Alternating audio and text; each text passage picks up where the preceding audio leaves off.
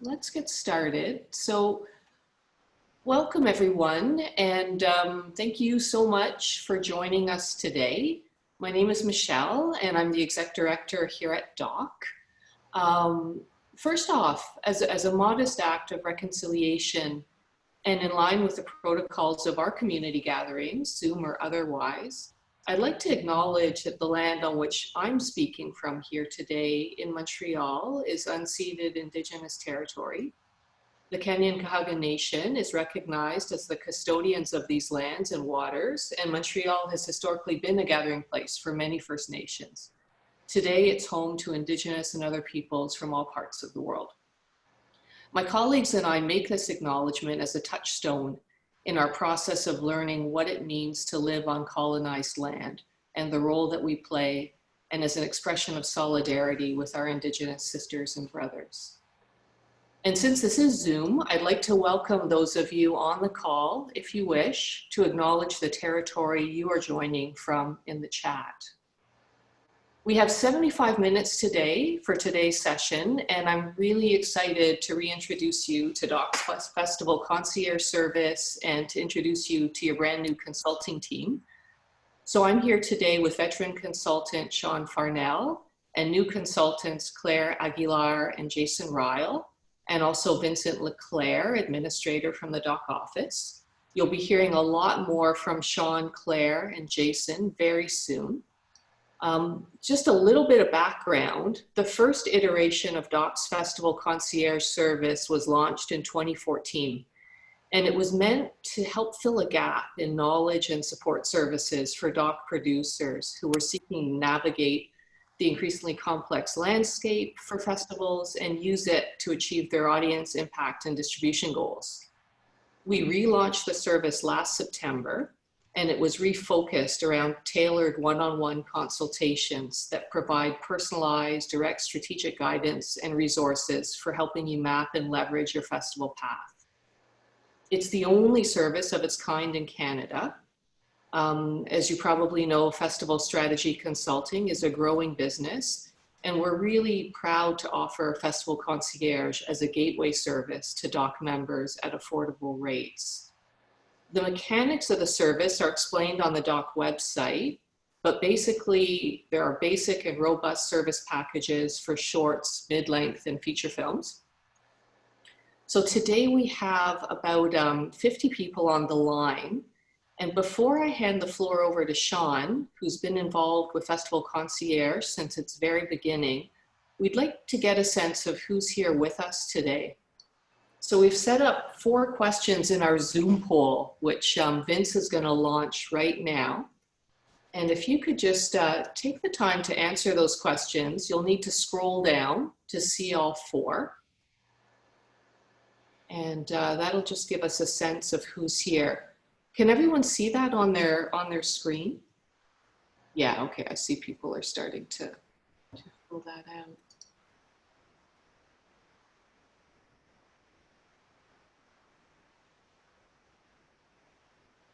Yeah, we'll just give it a few more sessions. We just want to get a sense of where people are on the emerging to more experienced side of the spectrum, where you're coming from across the country, if you've used the service before, and if you have a film that you're planning to launch in the festival circuit in the next 12 months.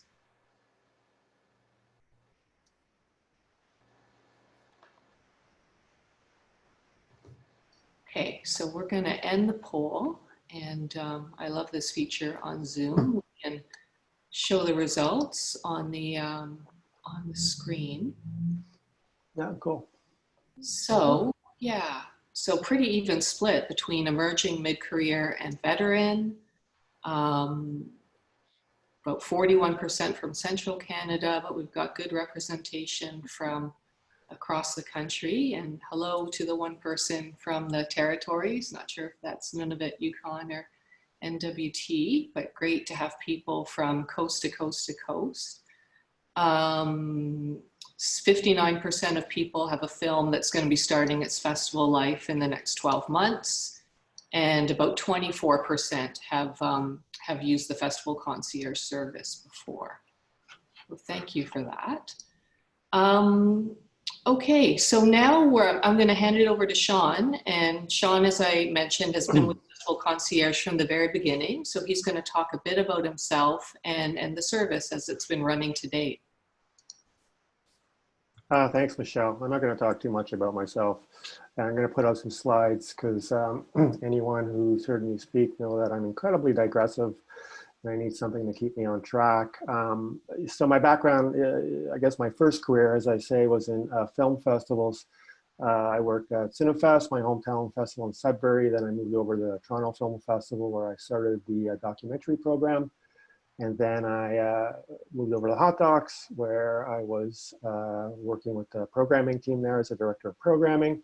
And I guess my second career then has been to try to figure out the back end. I don't work on financing or producing documentaries. I work on trying to figure out how to get these films to market and how to find their path to audiences and in whatever means possible. Traditionally, in my case, that's been leveraging live events, so festivals, theatrical, semi-theatrical, community outreach screenings, etc., and trying to build market equity, I guess, into these productions and bring them into their distribution paths, which more and more is both transactional video on demand and subscription video on demand. And so the first thing I'll say as I sort of set up my screen share here is that for me, any festival strategy is pinned to a more fulsome approach to marketing and distribution of your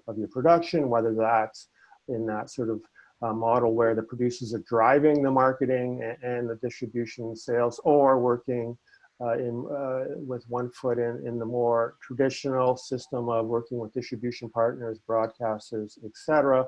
And so that's where my focus has been, and it's a fluid landscape, always changing.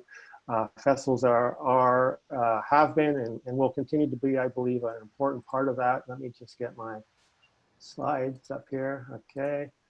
And I hope everyone's seeing that. So really, we're in the second iteration of Festival Concierge here, and I'm not going to go too much into the background.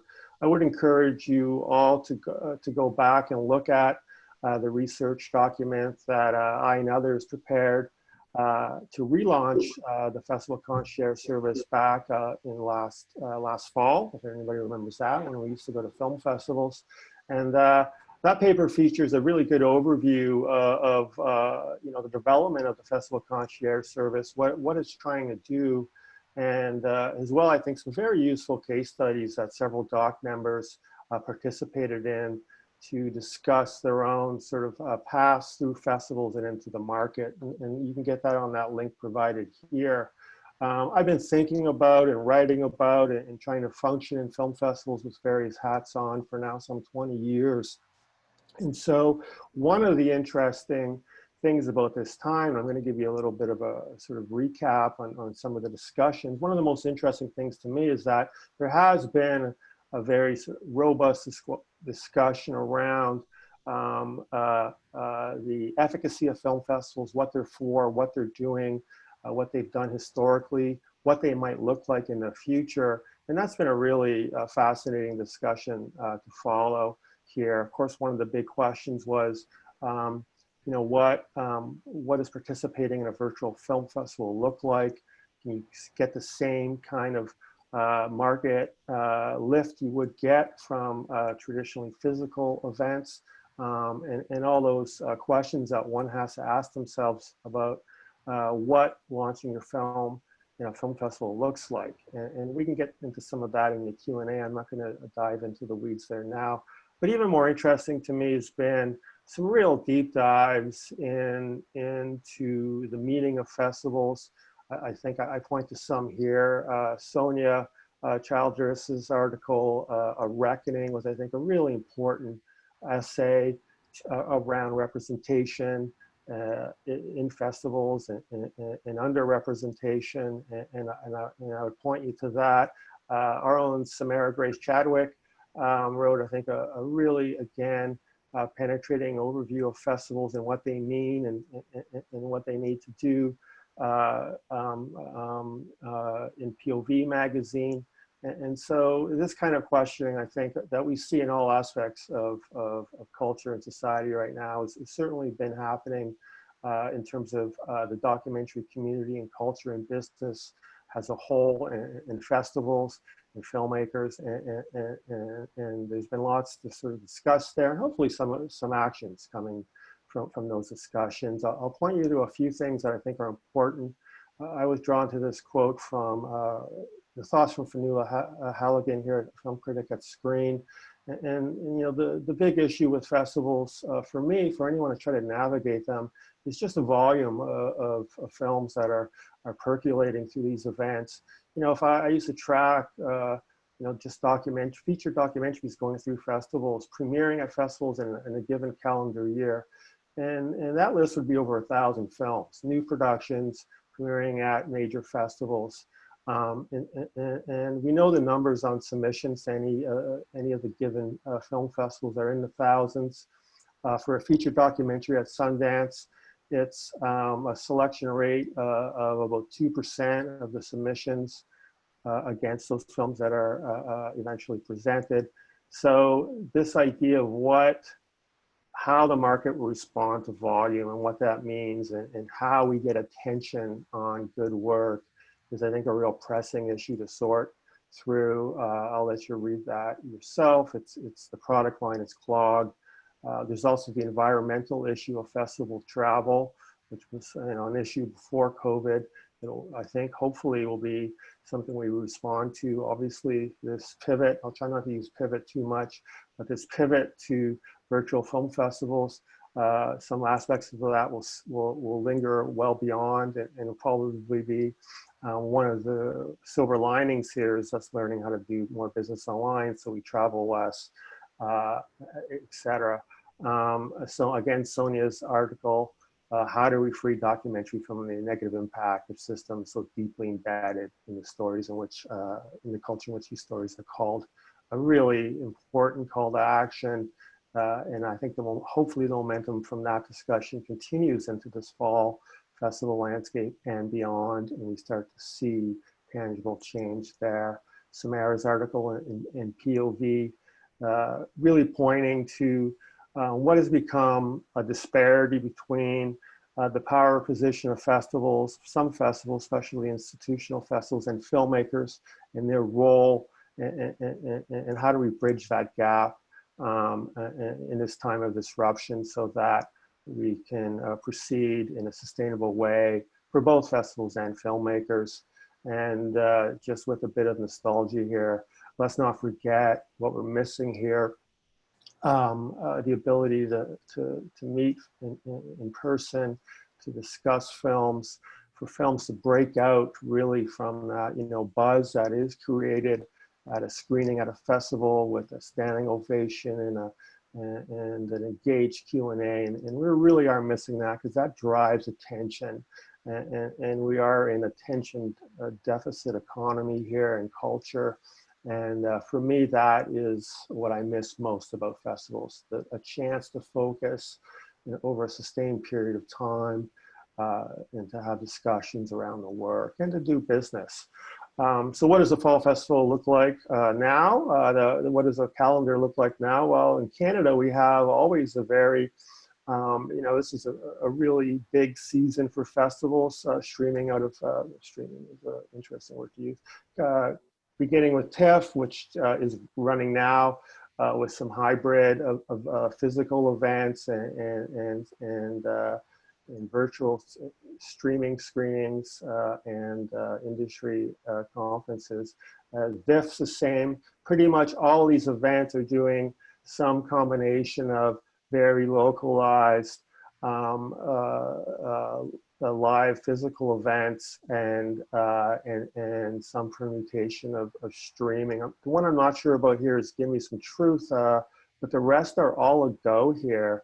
Lunenburg happens next week, Cinefest. You know, from a consumer point of view, it's interesting because some of the films that you had to pay $19 for at TIFF, you can find at Cinefest for $10. And if you're in Ontario, or you can get around the geo-blocking. But so festivals are a go. I mean, most of the major events, both in Canada and internationally, are proceeding. Obviously, for the most part, we're not traveling to these events. You know, some people did go to Venice, but for the most part, these are hyper-localized events in terms of any physical activity that's happening there, with an outward-facing industry streaming program, both films and industry content. The spring festivals have put out their call for submissions. So their CPH Docs, Visions to Real, Tribeca, Hot Docs, Doxa, all have put out their submissions. South by Southwest has been quiet. It's interesting. They're probably the most impacted by the cancellation of their festival. So we'll see what happens there. Interestingly, True False, I think one of the best documentary festivals in the world, and a really significant event, typically held in March. They're pushing back to really overlap with Hot Docs dates in early May. So that'll be interesting. For Canadian filmmakers, a reminder that Telefilm offers a submission service for Sundance, for Rotterdam, and for Berlin. And I believe the deadline for that is September 25th. So you should go on the Telefilm. If you have a feature documentary, you can submit for free via Telefilm there. And IDFA, Doc NYC, Camden, et cetera, all events are all a go, and we'll be announcing their programming soon. I think the best way to sort of, for me to overview what filmmakers are doing is just to talk about some of our Festival Concierge clients and what they've been doing. Our first cohort really started in the fall, and one of those films was Workhorse. Started with a festival world premiere at RIDM and was lining up a festival run. Quickly though, obviously everything was disrupted, and for Workhorse, Cliff has done some online festival screenings. He's done one in Munich. We'll have one coming up in an environmental festival in Toronto. I don't think it's announced, so maybe I should, in October. So Cliff is being patient and proceeding along and accepting some virtual festival screenings. The short film on Falling was scheduled to premiere at Tribeca. Obviously, that event was canceled outright. But credit to the filmmaking team here, Josephine Anderson and Joella Kabula. They plowed through and landed on finally a sale at New Yorker Magazine. They continue to do some festivals. I think I saw them at Lunenburg. They did the Trenton Mountain Film Festival last week online, or maybe that's this week. And so they landed, though, and quite nicely with the sale to New Yorker Magazine for the documentary program. European Tour 73, a short from BC filmmaker Ross Monroe, had a premiere scheduled, I believe, in April at Amdocs. That event was canceled, but I see now European Tour 73 will have its world premiere next week at Lunenburg. So they're back up and running. This is an interesting one. Polly Wells, We Began to Sing, a short film, also had festivals lined up in the spring that were canceled, but quickly went and put together an online event on YouTube, and this is what a virtual Q&A looks like. They had some 3,000 viewers watching the film live, and then they had this conversation sing-along, because the film's about singing-along groups online. So I think Polly was very decisive and organized, and moving forward and experimenting with what essentially would be a sort of virtual impact screening, and then continues to play at some of the virtual festivals. Ask No Questions premiered at Slam Dance, had some other festivals lined up, but immediately started to focus on sales and completed a distribution deal with 1091 in the US, and is now available on all the major VOD platforms, and interestingly enough continues to participate in some virtual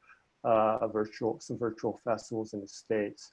The Return, a short film from BC filmmaker Marina Dotis, premiered at Doxa online. Is invited to a couple other online festivals, and it's going to continue on that path, and is really looking more at the educational market for her market launch. Bread in the Bones by Halifax filmmaker Daryl Varga. This is what a virtual, I guess a virtual lineup at a cinema looks like. This is, I believe, off of Bread in the Bones' world premiere happening starting last night at Fin Atlantic. and that's geo-blocked specifically there to the Atlantic bubble. You can watch Bread in the Bones there, or I think via the Lunenburg Festival, which is in next if you're in the Atlantic region. Again, another example of a filmmaker really decisively moving to a virtual impact launch in search of Professor Precarious from Jerry Potter out in Edmonton. Jerry 2 weekends ago did a virtual sort of town hall around the film with a Q&A, and is playing a couple virtual events online, and then moving towards educational as well. And has also made his film immediately available for sale on Vimeo on demand right off his website, which I think was a bold and I think good move in this case. And I'll just wrap up because we can get into some of the details around submissions and how that's all working. The big question though remains the same, and for those of you, should I submit my film to festivals? It's always a question you should ask yourselves. Not every film is suited for that path to market. And in my workshops, I would share this playful slide often that was put together by the Atlantic Jewish Festival, just to show how labyrinthine those decisions can be against all the premiere things you got to think about, et cetera, et cetera. And so the question remains the same. Is it ready, and are you ready? And for me, that means what will festivals bring to your overall market path and plan? How will you leverage that? Do you have the infrastructure in place to go to market? Because once you play at a festival, it's game on, and everything else has to be lined up, or else you're just playing catch up. And we can drill into some of that more in the Q&A, and I hope that didn't go too far over my 7 minutes. Thank you very much, Sean. That was super informative. And I'll throw now to Claire Aguilar, who I am so happy is joining us. Claire is a veteran of the documentary scene, such a pillar of the community, and an incredible ally to documentary filmmakers. And we're just honored that you've agreed to join the team at Festival Concierge. Over to you. Oh, thank you, Michelle. The honor's mine. Yeah, I'm Claire Aguilar, and I'm speaking to you from Los Angeles, in the mid-city of LA. The fires are still burning. I'm on indigenous land that was occupied by the Chumash and the Shoshone tribes, and I'm speaking to you from my dining room. So thank you, Michelle and Vince and Doc, for the invitation to this incredible service. And thanks also to Sean. That was, that was really right on, but really kind of scary. And I'm sure a lot of you are thinking like, oh my God, after seeing that graphic of where should I submit? Should I submit? It's like, what do I do? A little bit about me. I've worked mostly as a programmer. I started out as a curator at a cinematheque at UCLA, curating films, all kinds of films. And then I drifted into public television. I worked at KCET, which is a PBS station here in Los Angeles. I've been involved in broadcasting and also in financing. I worked for a long time at the Independent Television Service as a commissioning editor, financing documentaries. Also, I had a little stint as a festival director in Sheffield in the north of England at the festival. Lately, my last position was at the International Documentary Association, where I did a conference about documentary called Getting Real, which incidentally is having its virtual edition very soon. So if you're interested in that, it's free. You should log on to documentary.org and check it out. Now I've been working as an independent consultant and as a producer, and a lot of the people I work with are producers and filmmakers. My last film was a project that actually premiered at the Venice Film Festival, which is the only, maybe it's the first festival that resumed its in-person status after all the festivals just shut down and basically came to a halt. So Venice decided to do a small in-person presence, and it was actually very successful. And I worked on a film called The Final Account, which is a film about the perpetrators of the Third Reich, read ex-Nazis, made by filmmaker Luke Holland, who sadly has since passed away. But the film got incredible reviews and a lot of success. And I executive produced that, and my role on that was really as a consultant. I wasn't a real hands-on producer, but what I did is I worked with the filmmaking team from development to financing and into part of production to be able to secure financing and also give editorial notes. So that's kind of been my role as consultant, working on the, as Sean really kind of has a lot of expertise in the back end. I mean, he has a lot of expertise in every phase, but like the back end of distribution, mine is kind of more focused on editorial and working on the film. Everything from, is this the right title?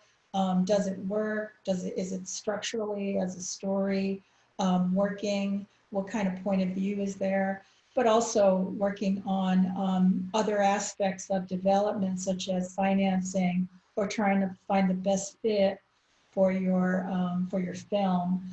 And also kind of big issue questions like who is the audience for my film? A lot of people, if your film is it's a labor of love, and you want to make it for everybody, which makes sense. But there's some films that just make sense for better audiences, and I try to help people figure out like who's the best audience to target to, or who can get the most out of that film, whether it's a kind of a viral audience or whether it's a general audience in all kinds of platforms, whether it's festivals or online, or even with this new iteration of virtual screenings or even educational platforms.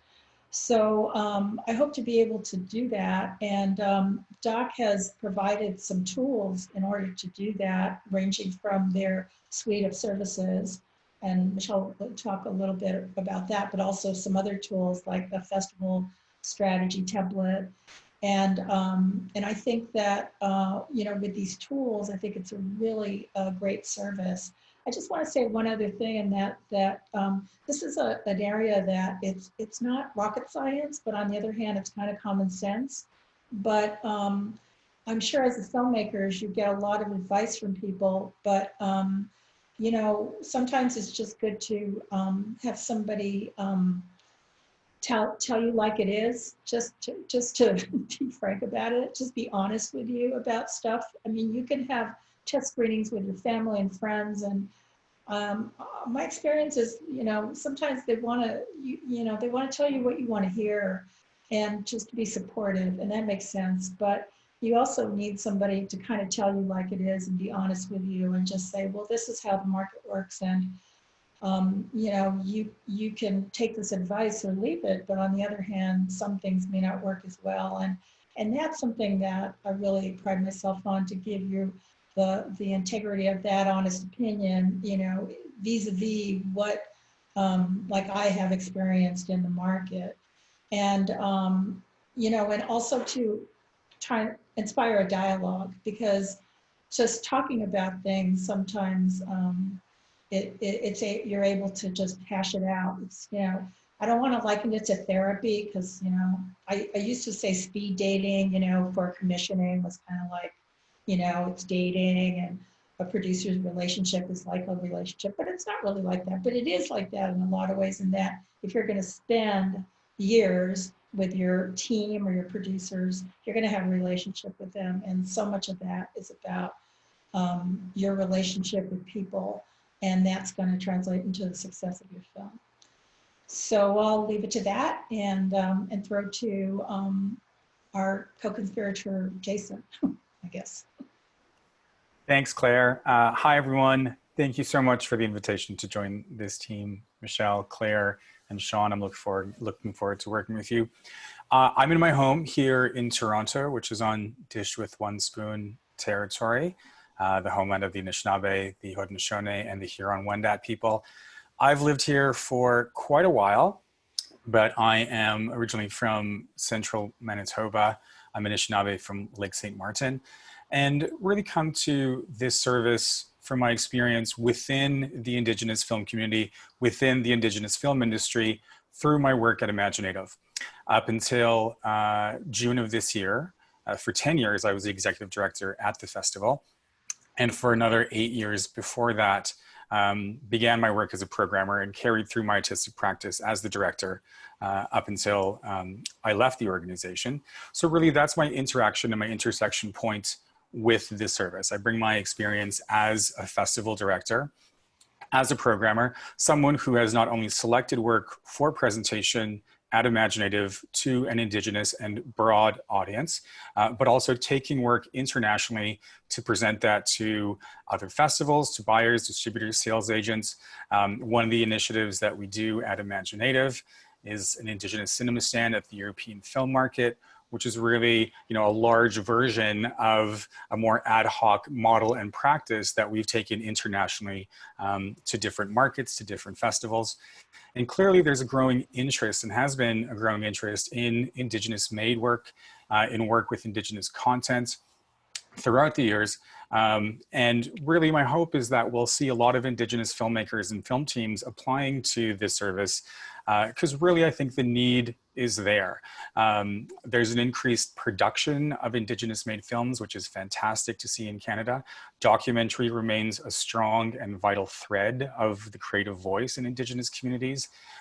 So really I'm hoping that my service and my time as a Festival Concierge will really help to provide, again, I love what you say, Claire, about opening a dialogue of conversation to see which festivals and where these films could fit best. From an Indigenous perspective, there are over 40, last time I checked, specific Indigenous film festivals around the world, and many, many others that either have a particular stream for Indigenous films, or likewise have shown a strong commitment to showing Indigenous films. I'll also be coming to this through my lens of my work of the Pathways and Protocols document that I spearheaded at Imaginative, and really, drawing a distinction between Indigenous made films and where those fit, and those with Indigenous content or subject matter, and where those fit as well. So I think it's an exciting time in the industry. I think similarly to Claire as well, I think my experience really lays in the editorial service and the festival strategy. Sean certainly is the more senior voice here in terms of active distribution strategy, but certainly can lend the experience that I have towards that as well. So thanks again for the opportunity. Thank you, Jason, and just so thrilled that you've joined us. For those of you who haven't been to Imaginative, it is my absolutely unabashedly favorite festival on the planet. And I've been to a lot, and it has so much soul and unparalleled sense of community. And I think I really like the quotes you put up, Sean, about, it's just some of the disturbance that's happening in the festival industry. And I think Imaginative does such a good job of holding true to the essence, to story and community, and what film and documentary is meant to serve, and creating a space for market, but really keeping the community front and center. So encourage all of you to go there, and just absolutely thrilled and honored that you've joined us. We have some questions that are starting to come in on the chat. I'm going to start with the first one here, which was, what's the ideal time in the filmmaking process to engage the Festival Concierge service? I'll take that. I would say, I answered it in text, but I would say around picture lock, you don't want to be moving major pieces of the film around. You want to, when you're also thinking about festivals, you want the film to have settled a bit. So while you should start thinking about it, I think picture lock is really the time to start really drilling down to that, or about 3 to 6 months from at the point at which you're ready to totally present and deliver a film. It's not an editorial service, though. I have weighed in somewhere, and I've looked at a few cuts. Daryl will attest to that on Bread and the Bones. But this is a service that is really focusing on the initial gateway path to market. If you're taking festivals, so you want the film to be, ready to discuss, has an object in the world. So while the mix might not be done, titles, etc., some animations, your picture should be locked before you're bringing in others to assess the market prospects. And I will say, the wrong time to do it is after you've already started to submit to festivals. And we've had some of that where it's been kind of like triage a little bit. You really, if you want to engage with any kind of external consultant, either the Festival Concierge, you should do that as early as possible, rather than, 20 film festival submissions in with the declinations, then going back. It's a little too late. I call that more or less triage. You can sometimes reorientate and reboot a festival strategy, but obviously it's not the ideal time. So we have a question from Louise Rosen, who some of you probably know. And Louise asks, would you share your thoughts on film critics? Are they fulfilling their role to review films? It seems like fewer films are being reviewed from their festival screenings, which has a significant ripple effect. I'll take that too, and then I'm happy to get any other perspectives. Yes, Louise, this is, I mentioned that all of this is always a battle for attention. A lot of the industry, trade press, and even consumer press have given more attention to the issues that festivals have faced, for instance, more space than actually looking at the content and reviewing the content. There has been some films, like for instance, just recently out of TIFF, I thought An Inconvenient Indian really got some nice attention and got the kind of bump you're going to look for from a festival premiere. But certainly with some of the productions I've been working on, it's been really difficult to get media attention for a virtual festival premiere. Only, even at TIFF, only really a handful of films got that. Because most of the attention was all around all the chaos and disruption and stories around that, and how, rather than the attention on the films themselves. We were set in March to premiere a film about Frank Zappa by Alex Winter, a biography. And, it was announced, we were ready to go, and we were in this position, well, we'll move forward with the publicity plan if we can get some major trade reviews.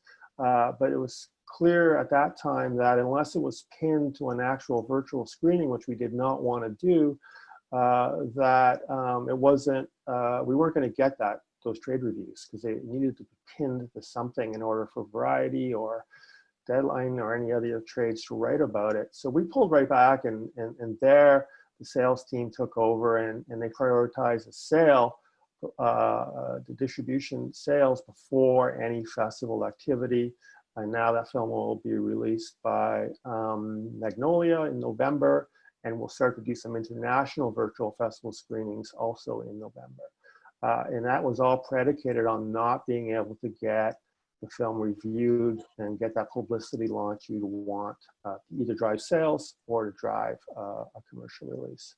It's an issue. There isn't a lot of coverage of the films themselves in the media space currently. Yeah, I'll chime in and echo that, in that the reviewing goes hand in hand with the distribution of the film. And when everything came to a halt and films weren't able to be premiered either at festivals or in theatrical, then that kind of kiboshed the reviews. And so, reviews are happening, but since there's such a trickle of distribution, we don't really see that many. There's some exceptions though, and one that comes to mind is a film that's called 1,000 Cuts. It's about the Philippine journalist Maria Ressa and her fight in her platform Rappler against the Duterte regime. And that was supposed to premiere at South by Southwest, and South by Southwest was canceled. And then it went on to other festivals virtually. But what they did though is that they kind of used the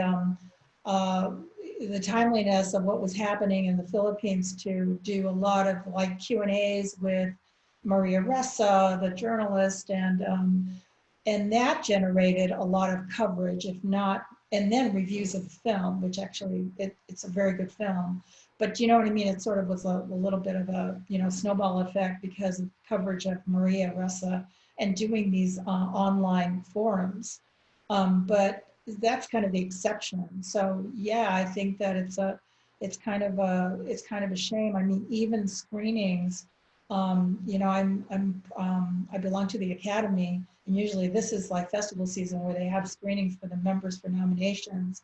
And since they're not having in-person screenings, they're all virtual, and all the Q&As are virtual.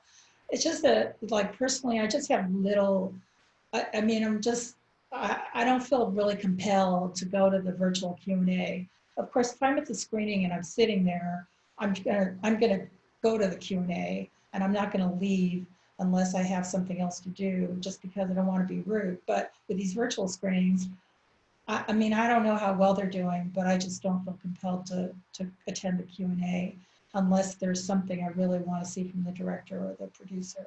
So I think that's a problem. I mean, I think this is a whole problem of just not being able to attend films in person, and that generates a kind of effect on everything, including reviews. Yeah, and if I can just, because I had just had a thought of a review I saw yesterday of, which pointed to a big risk around premiering virtually.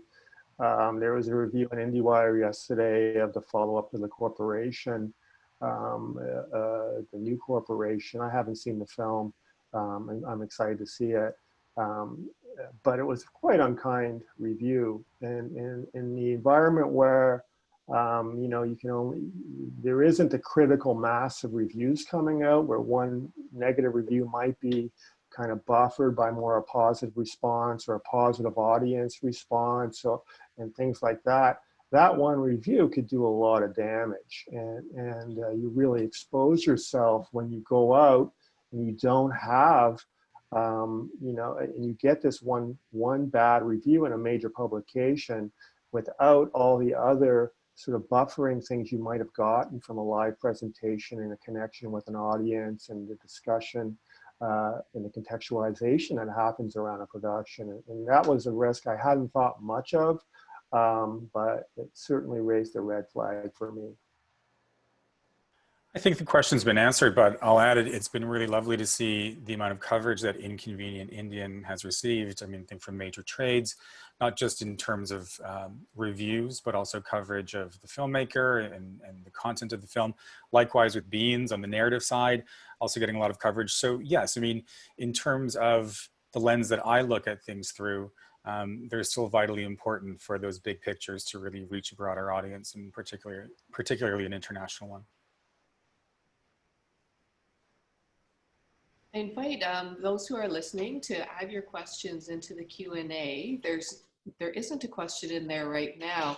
So I'm going to ask each of you to elaborate a little bit more. You've all touched on it a little bit, but in our current context, and now that we know this COVID business it's a marathon, it's not a sprint. Things are going to continue in this way for, you know, probably another year. None of us have a crystal ball. But what are the things that each of you are seeing from your perspective in terms of how strategies are changing and how people's approach to festivals and their role in launching a film might be shifting? Well, I'll take it. Well, there's a couple of approaches.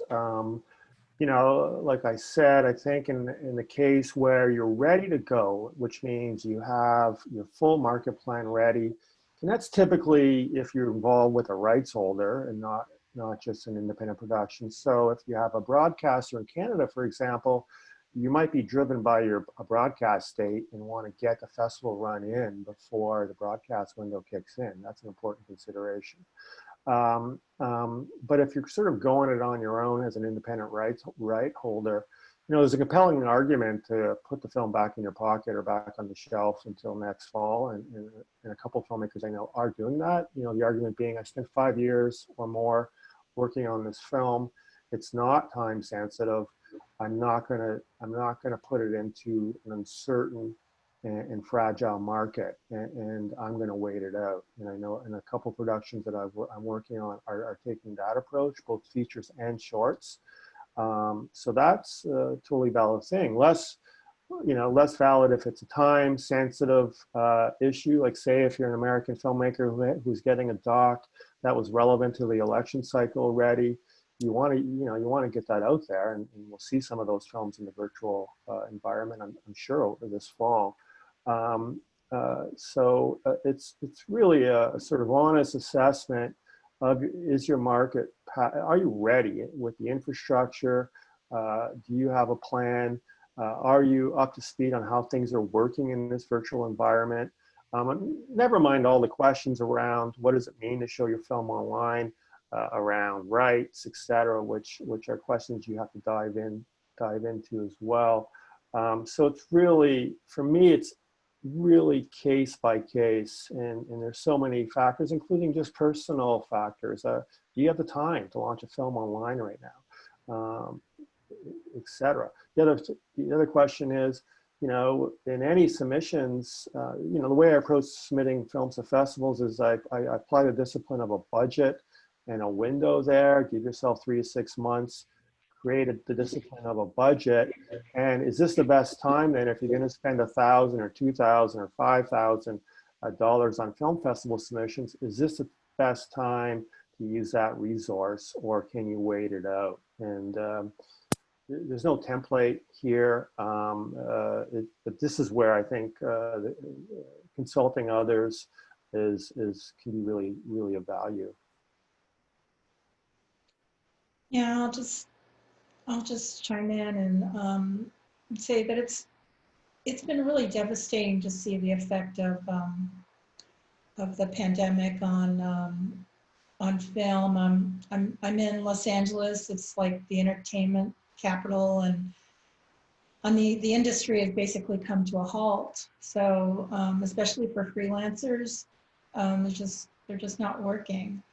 And then for independents and for documentary makers, it's been really difficult, unless you are, as Sean says, you're in a position where you have the luxury of either taking a chance and putting out your film virtually, or else you can shelve it, or you can wait for a time. Although I think this is the new normal. I mean, I for one, I have no desire to go back into a crowded theater. Although I don't really like watching films online, I just don't want to risk it. So a lot of producers I know and filmmakers who were in the middle of production when this hit, suddenly their production has come to a halt, or else they're just using Zoom interviews, and they're using crews on the ground if they have because the travel is basically just erased out. So it's been pretty devastating. I'm trying to find the silver lining behind this. And I guess there is one, in that, in my experience, I think that development has not stopped. So a lot of the different entities and platforms are still looking for content. It might be more targeted, either like there's a lot of, I was speaking to Ryan Harrington at Nat Geo.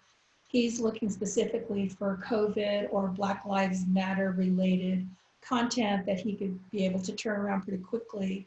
So it could be more thematic and timely, but in terms of the executives at Netflix and at Hulu, they're still looking for content, and they're willing to do that development stage, even though the pandemic has hit. So that means that not everything has come to a stop. So there's still some hope in trying to approach them people, and they're busier than ever. The sales agents and the commissioners, they're strangely really busy. They're exhausted from the Zoom calls, but they're working. I'm so happy to hear that, Claire. I think when it's interesting talking and thinking about this when we're still very much in the midst of it all. In the first part of the lockdown, I mean, one of the concerns that was really expressed within my community was about how this could potentially halt this tremendous momentum that had been built around the Indigenous screen sector, and really sort of how an adjustment or a reframing of funding or the industry or distribution could impact this great momentum that we had going. I mean, thankfully, things have settled a bit, and clearly seeing that momentum still carrying through. And I agree. I think, you know, the development stages, there's a lot of filmmakers have shifted gears towards development. I'm personally curious to see, you know, if this would lead to more short film creation. I love shorts. I mean, it's you know, I want to see more shorts come through, and be great if we can get some shorts applications to the Festival Concierge. And it's an interesting time, because I'm curious to see how much of the hybridity that we're seeing at festivals, how much of that will linger on in a kind of permanence for festivals going forward, and what that means in terms of us adapting our strategies. Thank you for all of those insights. I'm also curious to hear from all of you. What are some of the biggest pitfalls or mistakes you've seen people make as they maybe set out into the festival landscape for the first time? It's increasingly complex. There are so many festivals. It's really important to know how you're using festivals to leverage your goals. So what are the kind of common mistakes you see people make as they enter into this space? They're not ready. Either the film's not quite ready, and the festival expressed interest in a rough cut or a fine cut, and it was on, and so they rush to complete the film, and they show up on day one, and you have your premiere, but none of the other infrastructure is in place, and maybe the film isn't even where you wanted it. So, you know, I always stress some patience with that, because it's just not. If festivals are an end game to themselves for you, fine, but you know, if you're in the business of looking at the sort of long tail life of your film, you want to have a sense of how you can best leverage that festival, which takes at least a couple months of preparation to get sort of various elements lined up. Are you going to market with a distributor? Or so you're going to shop it around before? Are you there to hope to get that kind of attention, which, you know, never is an instantaneous thing, or very rarely is, you know, for a small percentage of any given film. So I know this is something I've said a bit in this call, but you know, the biggest thing is not being prepared or not having a plan in terms of how are you going to leverage a film festival presentation. That's true in an environment of physical festivals, and also in the virtual environment. You have to know what the goal is, what you're going to do at festivals. For example, do you have a digital marketing plan in place whereby you can generate, you know, capture any enthusiasm and audience and audience connections that are made at a festival? Well, if you don't, you're missing an opportunity there, etc. Obviously, all that stuff takes time and money and lots of partnerships, etc. that have to be developed before you proceed to premiere a film at a film festival. I'll jump in and say that what I see, particularly from emerging filmmakers, is adjusting expectations of where the film will go festival-wise, and matching it and adapting those expectations to festivals. Clearly, I mean, in the best of times, as Sean said from the outset, I mean, the acceptance rates to the large festivals is, you know, very, very small. And, you know, you're competing with so many different kinds of films. And so, but still, there are so many festivals out there that could match so many different kinds of works. I mean, be that shorts or smaller budget documentaries that really can find homes at festivals, but perhaps not at the larger ones. So how do we adapt to, how do we develop a festival strategy that may not look at those A-list type 1 festivals, but look at other tiers and develop something, I think, really compelling through there is what excites me. Yeah, I think that's exactly right, Jason. And I guess in addition to, I agree with everything that you said, and in addition to not having a plan and also managing those expectations, sometimes it's hard to conceive of what is a plan B, or what is an alternative strategy. And I think Doc and Festival Concierge has some good tools in order to do that. Like, what's your plan B, and what's your alternative? and also looking to alternative markets, which could be pretty, whether that's headlining at a B-level festival or going to a specialized market for other kinds of distribution later. But you have to know what those are in terms of finding out what the landscape is for the market. And so, we can help with that. I've met a lot of filmmakers that just say, well, it's just going to premiere at Sundance and that's all there is to it. And it's like, well, maybe not, and then what happens? And then by that time, they're just sitting on a film that's been rejected by Sundance, and all those fall festivals are over and the spring ones are past their deadline. And so they're kind of sitting on a film without a shot at a festival after that. So it's good to get that in line. And I think not only in festivals, but also just in terms of what your sales kind of plan is. Or, questions like, should I get a sales agent? Like, what's the advantage of getting a sales agent? Should I do it myself? Or, what kind of deal would I expect from a sales agent in terms of trying to recoup or have to pay them? So those are the kind of questions that are good to know, even at the beginning when you're starting to develop the project, not even, at the rough cut stage or at the fine cut stage.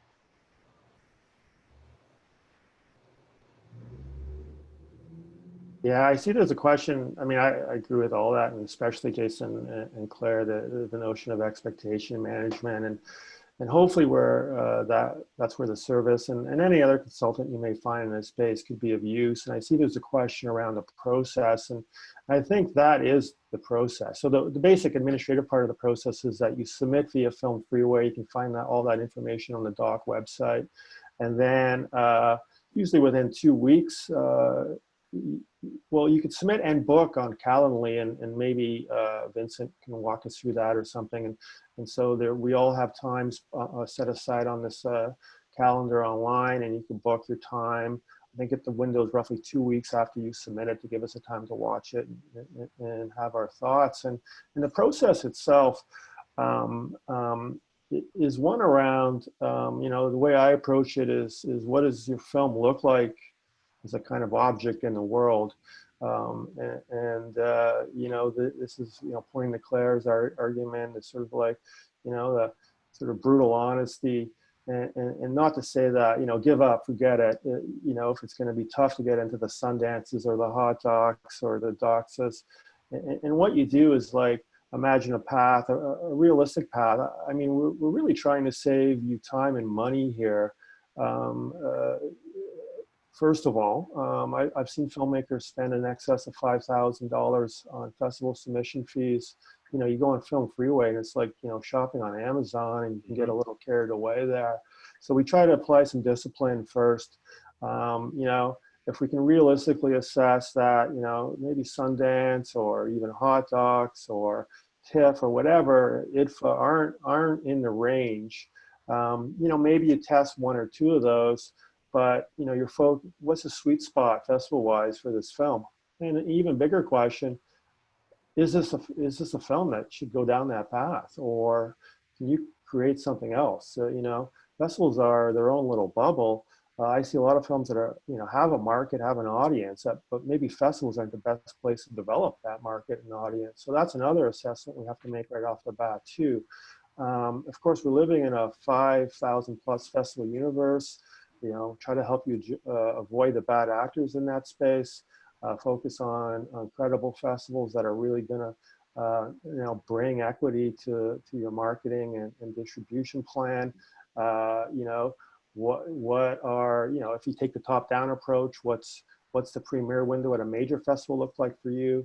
What is your local festival situation like? Because I'm a big fan of premiering at your local event, if you're in Montreal or Quebec or IDM, for instance, or out West Doxa or on the West Coast, Fin-Atlantic, Lunenburg Dockfest, etc. Because you still keep your premiere window kind of open if you premiere domestically or at your local festival. So it's kind of labyrinthine, but that's what we take you through here, and not only that, like, what is the market for this film? Is this the kind of film that a sales agent's going to take on, or is going to have distribution interest? Are you going to have to figure out a way that you're managing those rights and exploiting those rights yourself somehow by setting, going to VOD through an aggregator or some other fee-for-service approach to distribution, or an impact approach? Is this the kind of film that lends itself to the impact approach?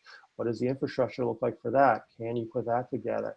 So a real kind of interrogation of all aspects of the market path on the film, and then figuring out how you can best spend a capped submissions budget within a 3 to 6 month window, and no longer. Let's not drag this out. Typically we see that if you get a good festival sort of launching pad, a certain momentum is created. Other festivals will tend to sort of solicit submissions and ideally waive fees for those submissions. If that's not happening, yeah, what is the fallback? And it really is, really comes down to a lot of interrogation, a lot of brainstorming, and then really a lot of contingency planning is really what this is. So it's plan A to Z, really. There's no A, B, C here.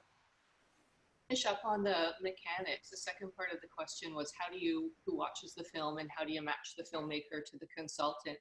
So now that we have a 3-person consulting team, and as you've heard today, everyone has a different niche and area of expertise. So you would have the option to identify the consultant that you would like to work with, that you feel is best suited to your film. If you don't have a preference, then we'll do that creative matchmaking. Then Vince is the person who would receive your submission. He'll reach out to the consultant to check on their availability and then book that first meeting. And as you've seen, like on the invitation, we had the little kind of summary of the 3 different services. So there's a standard, which is a one-off consultation, and that includes a screening of your film, a conversation, written notes and suggestions. And then the more robust consultation is 3 follow-ups after that as you're going through the process. And to build off of what Claire was saying, your consultant is really going to help you think through things. Like often, at the end of making a film, people are pretty exhausted and running on fumes. And it's really important to take that step back and to remind yourself, why am I making this film? Who am I making it for? What are my goals? Are my goals around change, or is it around touching lives? Or is it about being seen by as many people as possible? Or is it about, really making cinema and getting that distribution on bigger screens? Is it about leveraging the next opportunity? Is it commercial success? Is it critical recognition? Are there natural champions and multipliers? You've worked on your film for 3, 4, 5 years sometimes. Who are the people you've met along the way that might have connections within communities of interest or with tastemakers that can really help you build profile for your work? So your consultant is going to help you systematically think through all of those things. As Claire said, it's not brain surgery, but it's meticulous, and it just requires a really structured and systematic way of going through things so that you can be really intentional as you go through this path. This next question here is, if we want to talk to a consultant like Claire earlier in the process, film in development, is that a possibility? This is, I think as Sean said, ideally you're coming to the service when the film is kind of more towards picture lock, but I think that's really up to you. If you want to book a consultation and do that at an earlier stage, I think that's totally, you're right to do that. Any thoughts from any of you on consulting at an earlier stage? That would be fine with me. It's just that in terms of the way it's structured now, it would just be a limited, it would just be either at the tier 1 or tier 2. It would be more limited in terms of what kind of support you could give. If it's just an overview of, pitching the idea and what the possibilities are, that's something. But then to go in it at the later stage as it becomes developed and into production would be another level. But that's something that I guess you could work out a doc if there was necessity to do that, right? For sure, absolutely.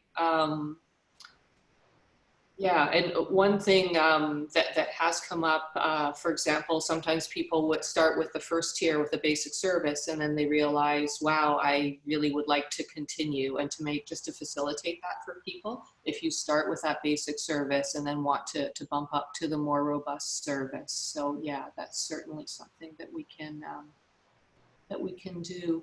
We have a compliment from Ross Monroe, and Sean had shown a little still or a graphic from his film European Tour. Ross says he highly recommends Festival Concierge, so thank you very much, Ross. Question from Caroline Butler for Sean. What would make a film not appropriate for a festival generally? Maybe for all of you. Yeah, good question. God, it's a hard one, because if you have a highly factually formatted broadcast hour, for example, that's probably not a festival film, although it can be. So that's why I qualify that. There are as I said, 5,000 plus festivals, and most films I worked on find a spot somewhere, not all. But if you're looking to, to get into one of the larger sort of tentpole festivals, it's really creative and point of view documentary that are being highlighted at those festivals. If this is, again, a commission sort of broadcast hour, highly factually formatted, etc., it's probably not going to be a fit for those festivals. Now, it could be for, a better fit for a thematic or an identity-based festival, etc., which cast a wider, some of them which cast a wider net in terms of the sort of formal and creative aspects of the film. But that's the thing. I mean, this is why I'm not going to put it up now, but I use this sort of template to figure out what your film, how the market might look at your film as an object, and I really sort of, we go through that in the first consultation. Those of you who have done that will know what that process looks like, and then you sort of say, well, this is what I think it is. We kind of, so maybe, let's try this slate of festivals, because we can rule out a certain cross-section of festivals. If you have a highly experimental or formalist work, that's probably going to direct you more to festivals like Rotterdam or Ann Arbor or Vileva or etc. So it's really hard to sort of draw a kind of aesthetic or quality line there, because we see in any given festival a wide range of kind of quality. So this isn't about making a kind of qualitative judgment or assessive. It's just more or less trying to be like as pragmatic and objective about what this is as possible, so we can, again, better, best direct whatever limited resources available. So, so there's no sort of easy answer to that question, except it's more a question of what the film is and where does it best fit in this very complex and diverse festival landscape that we exist in. Yeah, I agree. I think that there's probably a place for every film in a festival, even those broadcasts, those TV hours, because festivals have length requirements, either they're feature length or they're 75 minutes or more, they're mid-length, and those include broadcast hours or under 75 minutes, and then they're shorts. So, I don't think there are any restrictions in content. I mean, in my experience, we never just rejected a film because of its content or length, for that matter. So it depends. But I think that the bigger question is trying to find those festivals that'll be appropriate for your film, because there's some that, there's so many, as Sean said, and we don't know all of them, but there's probably something out there. We got to find them. Yeah, I don't think I have too much to add. I mean, there's layers and levels of nuance the further you go into it. I mean, specifically with thematic and identity festivals, I'd say is that I think then appropriateness can come into play with some of those. I mean, thinking of Imaginative in particular, I mean, we did look specifically at appropriateness of content to ensure, again, that certain protocols, cultural or ceremonial, were protected or at least not contravened in any way. So there's definitely, I think, a point where appropriateness comes in certain circumstances, but I agree with Claire and Sean. Right. Well, we are right on time, and I know that Jason has another engagement in 15 minutes. So are there any final thoughts any of you want to share? Anything that's popped in your head in the last 75 minutes that you want to leave people to think about as they walk away from today's call? I just want to leave with a plug for this service. You know, I'm new, and thanks so much for the invitation, but just to say that, you know, I haven't been doing this a long time, but doing it, and it's not like there's, you know, there isn't like a rate sheet for this kind of support, and a lot of people don't know, you know, how to begin, but what it is, what you're doing at Doc is such a great service, and I think that in the scheme of things, it's a really good deal just in terms of how much it costs, and you know how much time and energy it involves, that it's something to really take advantage of, because like in the industry and in the market, it can run the gamut to, you know, thousands of dollars to be an editorial consultant and to do it, or to do it, you know, on as a retainer for an infinite amount of time. You know how long it takes documentaries get made. So to have this very concentrated system as a service is really great. So I hope that, you know, your members will take advantage of that, and also just as a shameless plug for it. Thank you. And I think on that note, it's important to point out that this service really bubbled up because of membership need. This service started in 2014 because we were hearing from members how hard it was, especially as an independent, doing all of that hard work of making the film and then having to navigate this incredibly complex landscape of how to get your film out in the world and achieve your goals. And that's why it was designed, and it's been refined and refined and refined and refined. And now we're here in 2020 with this iteration of the service, with this consultant expertise that we're just really proud to make available to members. And yeah, as Claire said, at a price point which is accessible, it's a growing business, and it can be, people can end up paying a lot of money for this kind of service. And DOC is a membership-based organization. We're about advocacy for our members, but also identifying our members' needs and serving those members. And so we really hope that you'll check it out. You'll find more information on the website. At any time, reach out to Vince and myself. Happy to answer any of your questions. Jason, Sean, any parting thoughts? No, I think we covered a fair amount in the time. I mean, the thing I'm always surprised about anytime I first meet with a new client, whether it's through the concierge service or otherwise, is that how useful another pair of eyes and thoughts are.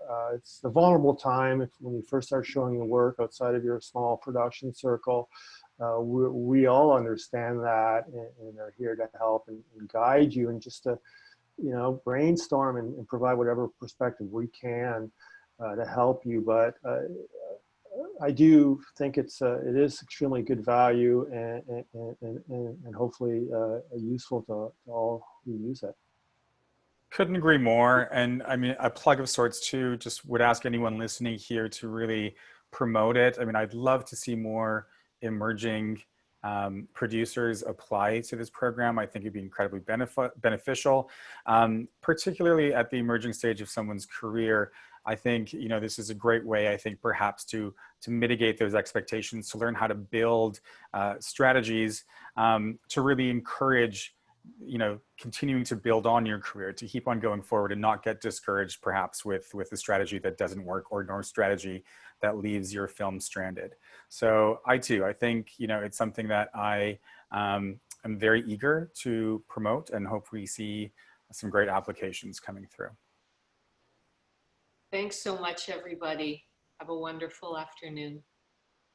Okay, thank you. Bye. Thanks, bye. I see.